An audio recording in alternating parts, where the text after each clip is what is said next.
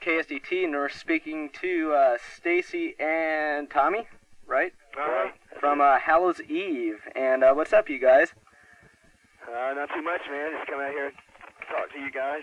Okay, you guys just put out an album, a new one. It's your third one. It's called Monument. And how come it took so long for this album to come out? Well, we tried to do a lot of shows after Death and Insanity for a long time. And after we got through doing that, we were playing so much we really didn't have time to work on any new material. So then we started into that, and that took a little longer than it could have had we already had the material written. So then we had some bad luck. Then like 2 days before we go in the studio, our drummer has a problem. He falls off the scaffolding and like rips his asshole open. What? Harder than it's supposed to be or something. And so that's the end of his career. Then we get another drummer for about 2 weeks, and he learns all the material and disappears. And then we get this another drummer. And he stays with us. We just wanted to get him for the album. He was real good, and we took him, did the album. We just wanted to get it recorded. He could learn the material real fast, and that was the main thing we needed. By this time, it was getting to be desperate. Well, how come you didn't stay in the band? Well, he was a little bit young for us, and he was, we were a lot older than him. He was a real good drummer, but he, was just like a little too young. Well, is this for playing over 21 clubs and stuff, or just too young anyway? No, he was like 16 years old. He just didn't fit in. That we were like in our, mid-20s, and stuff. So you guys are old men, huh? Yeah. Well, we're not old farts quite yet. But it's kind of hard. Like I can, you got to live with these guys, and it's kind of hard to deal with a guy that's 16 years old if you're like, say, 27 or something. Yeah, but at least you're over 21. You don't with the same type of thing very much. Okay, so where'd you guys play about? So you didn't come over here, did you? In California? No, not last year, but we will this year. Okay. Yeah, we're going to get over here this year for sure. Yeah, we got some massive booking going on now. With who? FBI or? GTI. And you going to tour with anybody, or? Well, we've got some shows.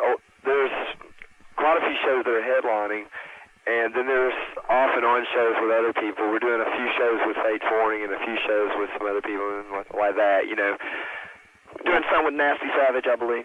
Yeah, they're going to be opening for us like in the Northeast, and then we're going to run out to the Northwest, I think. The whole month of May is just the Northeast. Then like they're doing June, we're going to start moving west and come in a big circle, hopefully down the West Coast and then across Texas and all that stuff. We're hoping to like get out here like around June or July, hopefully, or maybe a little later.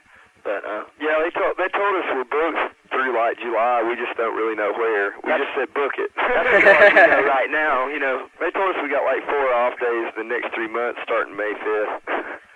Just book it and we'll play it. Okay, all right. About time you guys are gonna come out here. Really, we've been waiting to get out here. I can't wait to play out here. Tell me about the new album. It's called Monument. Is there a little meaning behind that, perhaps? That's Tommy's thing. So I guess I came up with that, so I got to explain myself. Or maybe I don't have to. But do it. The reason the album was named that is not really just because of the song, but we felt like we had really sort of found our own little, corner. We felt like we had gotten a definitive Hallows Eve type of the way we're going to stay, pretty much. Yeah, the first 2 albums we were kind of like getting in the, okay, where are we going to be here, We feel like this is more like what you would see for, like the next album. You'll probably see something closer to this than the first 2. And so we felt like this was a big turning point for us. We had, a membership change with the drummer and took a lot of time on it. We wanted to make sure we made a real good, the best record we could make, for what time we had to do it in and stuff like that. So that was what was Monument. Now the song, Monument to Nothing, was more or less like it really kind of gets all like, taking, everybody takes institutions so serious and everything, and music business so serious and everything. It's just not that serious. I mean, we're serious about our music, but, it's just music.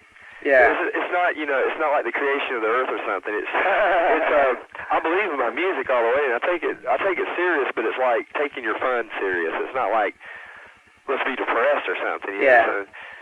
I mean, it doesn't really matter what we say. If you look at I was just thinking about like the beginning of time to the end of time. You know, what does this one song really make? And all that. And really, it was quite an abstract thought. Okay, you also do a song, a Queen song, "Sheer Heart Attack." What made you guys decide to do that one? This friend of mine, I went over to his house one day and he had he was listening to Queen and he said, man, this is the song for you guys to do right here. He's like a big music buff and he's got like 300 CDs, you know, and he says, you know, I had asked him like a week or two before that, you know, and I said, man, what kind of, you know, what cover tune could we do if we ever did one, you know, it'd be fun, something that would kind of fit our style, and he said, this is the song for you guys to do, man, check it out, you know, and he played Sheer Heart Attack, and I told the guys about it, and they said, yeah, man, that's pretty heavy. What do with it, you know? It's a little weird for us, but also it's something we tried it out on a couple of audiences at the end of touring last year, and for an encore, you know, everybody really got off on it. Everybody really slammed and said, yeah, you know. We said, well, maybe it's not such bad. It was fun to play and stuff. So let's do it. It was kind of an obscure song, you know, when it was out. It wasn't like one of their big hits or anything. Yeah. It was one that everybody remembers. Have you experimented with other cover songs or no? No, we might be doing like a couple of cover songs just for encores, you know, for fun. I mean, like we come out and be this serious Hallows Eve for an hour and a half, and then it's like, okay, like if everybody wants us back to do an encore or whatever, we're just gonna come out like have fun with it. We'll do Sheer Heart Attack and probably another cover tune or something. We got a cool cover that we're thinking about doing, and what is it? Everybody will like it. Come on, tell me. I don't know. We've been toying with this like moshy version of Riff Raff by AC/DC. We're just looking at which like song? old '70s metal songs and going, you know, some of them if you like update them and everything, they could be pretty cool. Yeah, definitely. But change some of the riffs, little fat, little speedier, you know. I mean, you could take out some of even the main riffs and just throw in something totally different, you know. So, what song by AC/DC did you just say? Riff Raff. Oh, okay, yeah. What's your favorite AC/DC album? Huh? What's your favorite AC/DC album? It's a question I ask everybody. Mine's, If You Want Blood, You Got It. That's both of ours. So. Really? Yeah. Okay. Yeah, because it's like, you know, that was really the essence of it. A lot of albums are better than anything anyway. Oh, yeah, Like, definitely. we grew up on AC/DC and like Queen and stuff like that, you know.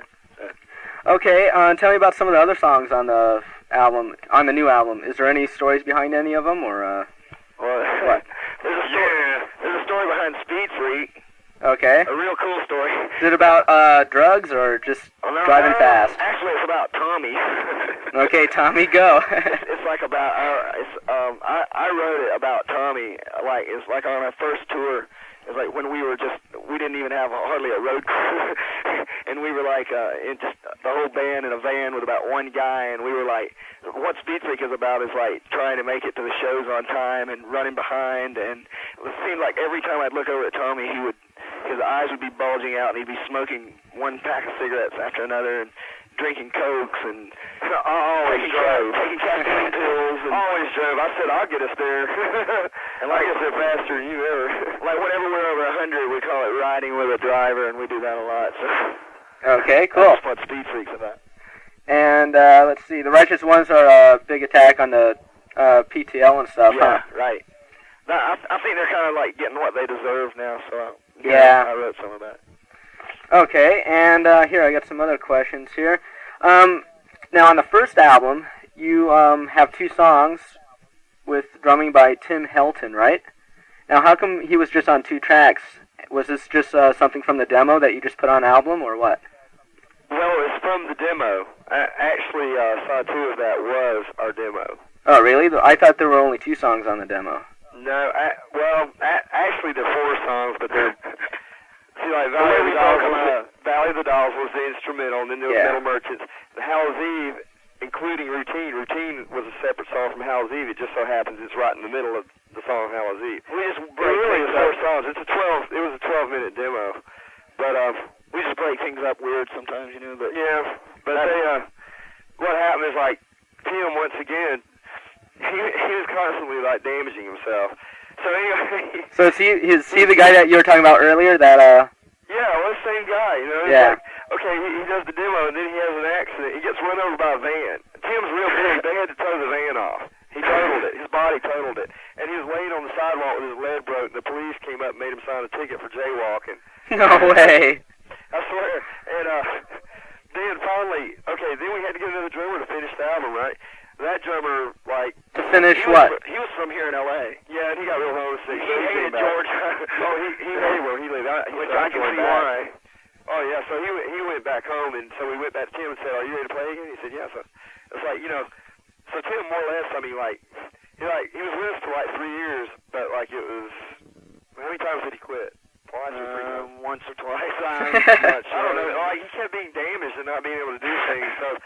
I think he was kind of getting old with it anyway. He wasn't really into what the other three of us were definitely, very serious about what we were doing. I don't think he was just kind of like tagging along all the time for the fun or whatever.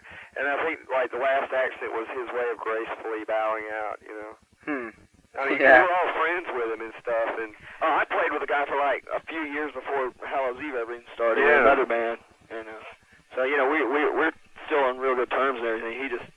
I think he's not. I think he wanted to quit, and he just didn't know how to tell us. I think he wanted to quit like for about a year, and he was just being cool because we were his friends, and he didn't want to fuck us up, Okay. Now on the first album you have 5 members, and now ever since then you have 4 members. Now why'd you lose a member? And well, why not? Yeah, but aren't you losing sound live or what?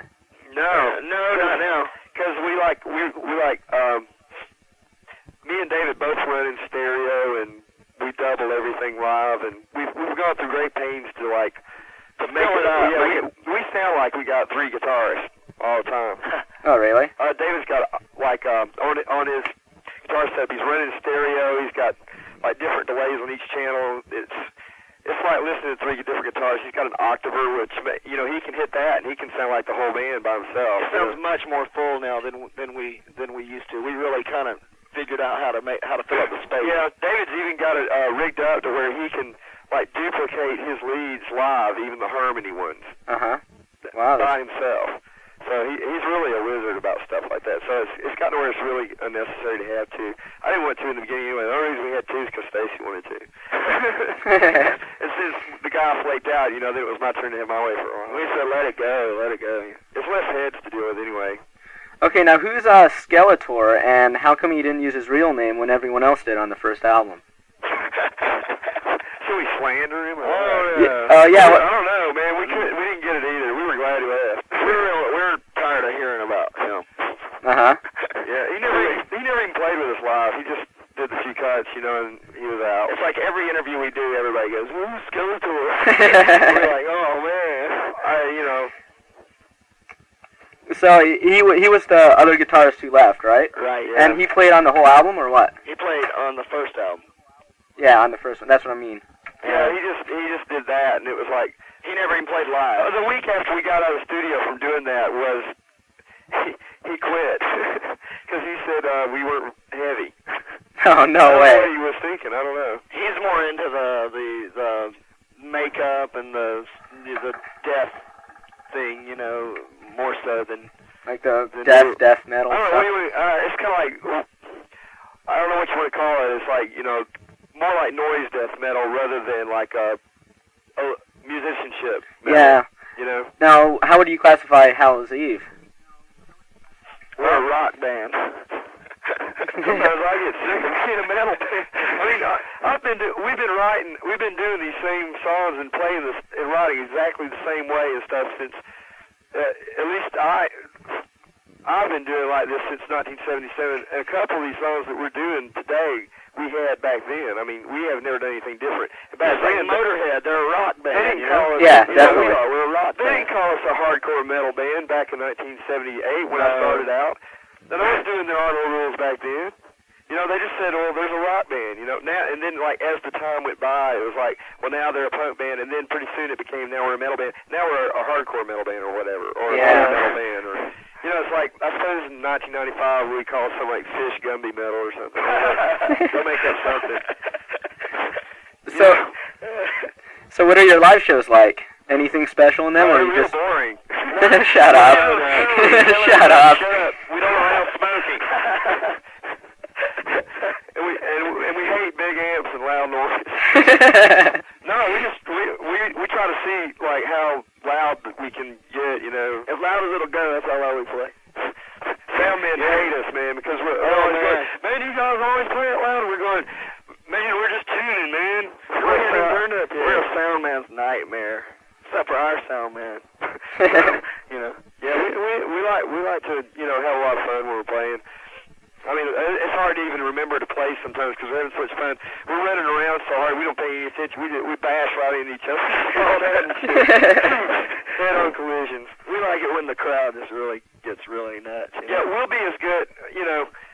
We're as good as the crowd. Yeah, I mean, we get off on the crowd. We'll give them the best we can give them, whether it's 70 people or 700 or whatever. But I mean, like, there's a certain little oomph you get, you know, when you've got like 2,000 people going, yeah, you know, that you can't get when you've got like 1,000 people going, oh. Have you ever played in front of 2,000 people? Or? Oh yeah. Really?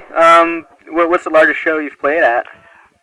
Montreal. About maybe the Milwaukee Metal Fest. Yeah, that was probably the biggest show. Yeah, last year, that's right. Well, yeah, that was like 5,000 or something. How'd that go down? That's pretty good. We're playing it again this year. It's like 15 bands, and we're like co-headlining. We're gonna be the next to last band. Wow, and, that's great. I think this is all like rumor and hearsay. I think Fates Warning's gonna headline. It's just sort of like what I heard. I don't know that. Okay. That's the line we've got on it right now. I mean, yeah. I mean, like, we can't wait because it was so cool last year. 15 bands. I mean, to see 15 bands that you know in one day is great. Yeah, geez, that must have been incredible. It's it's hard to watch it. I mean, who's it's who? like all you can do to. There's a lot of cool bands too, you know. Yeah. I was just walking in and watching like half of each person's show and then leaving again because I mean, you're talking about like 20 hours of solid metal, you know. What more could you ask for? That's great. Well, it's great, you know, but you gotta go take a leak now and then. Yeah, that's true. So you guys were on the River's Edge soundtrack. How'd that come about? Any story behind that, or? Metal Blade. Yeah, I guess they called us up one day and said, "Hey, you're on this." We went, "Wow, cool." Were you in the movie at all, or no? No. It was just a spot, but it was a good thing, you know, for us because it was like the guy just like killed his girlfriend. He gets in his car and he puts in a tape, and it's Lethal Tendencies by Hallows Eve. Like that's what inspired him or something. You know? Wow. Not that we want to inspire that, but you know that was his deal. In the movie, so it was pretty cool. It was what was cooler for us really is like we were the first song on side one on the soundtrack, and that was pretty neat for us. Yeah, a lot of people around here like that. It was a good soundtrack too. I like it. Yeah. Yeah, a lot of people like that. Got Slayer. It's got 4 Slayers. Now, Fates Warning, of course. You were mentioning that, you know, the guy did it like almost as if it was as he was influenced by the song. Do you believe a band has, you know, a lot of people look up to people in bands and stuff. Do you think, you know, a band has a certain responsibility to the people, so, you know, not to make it too violent, so they go out killing people or something? Or do you know what I'm saying? But I tell you, if you start writing songs about people like saying, "Start some rock, gut, fire my gun," actually, you're the one that better be worried about it because somebody is going to say, "Oh, he wants me to shoot him." Okay, he's going to go shoot. I kind of think about that. I go, you know, we just wrote songs about like people shooting people and shit. Well, you know, what's to stop them? They say, "Oh, okay." I mean, can you imagine looking out the ice and seeing some guy level a gun at you about the 15th row? That'd definitely be some shit.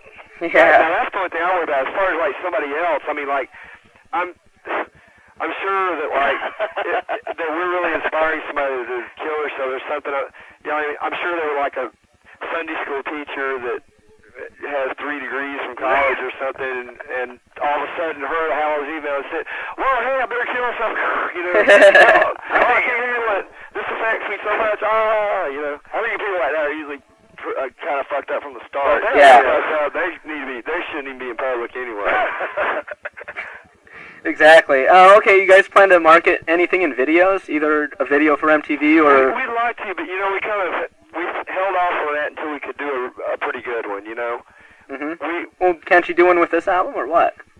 Well, I don't know, it's kind of late starting that one. We might look for one on the next album. It depends. We might, we might still end up doing something, you know? Well, we might. Maybe a sheer heart attack or something. We don't know right now. It's kind of up to the company. We're, like, taking their advice on that, and you know... And we don't want to just throw something together. We want to do something, you know, decent. I want to do some really quality stuff, you know. We always try to do everything with, you know, as much class as a classless bunch of idiots. We try to have some intelligence, you know, and it's like, we just don't want to throw a bunch of shit out there for people to waste their time looking at. I can't stand it when something comes on that just, looks really low budget. Well, I mean, I don't know. I mean, like, me and you both like low budget stuff sometimes, but... Yeah, well, like the Metallica thing was great. Yeah. Yeah, but as long as it's interesting, that's the thing, Some stuff just comes out and it's like, it's not even interesting. It's not really a matter of budget. It's like Fred down the road with his handheld camera. Yeah. Came down, shot it. just go down to Fred's Bank and Produce and buy us a camera and take some snapshots, and we'll, like, run them. Every 10 seconds you'll see another snapshot, across the soundtrack or something. We don't want anything. No, we need to put some thought into it and stuff. You guys watch a lot of wrestling at the Omni? No, I like Glow, though. yeah. That's pretty ridiculous, but I like it. I got, like, tapes of that stuff. Yeah, I watch that all the time. We got this giant poster of what's her name? Mountain Fuji. Oh, wow, yeah, she's hot. Says I am the painkiller over. Yeah, she's over in our rehearsal room. Yeah, she's pretty hot. Yeah. So, what's the metal scene like in Georgia? Is it pretty happening, or what? Well, it's looking up. It's okay. It's about. It's there, but it's about. But it's not there much. Sounds like San Diego. Motorhead played there about a month ago and drew a whole 800 people, if that gives you any idea. Yeah, I kind of like here. You figure that's, it's the same way with, like, say, Megadeth or something, but, a good metal band is pretty popular with just about, that anybody that's in a metal scene of a city is going to go to that concert. They're going to have a hard time even selling out the 800 seats, even if they're pretty big. It's nothing like the North or the Northeast and West Coast is, like, really kicking. Yeah. Okay, well, I'd like to thank you for your time and stuff. I'd like to get a couple station IDs, though, too. So.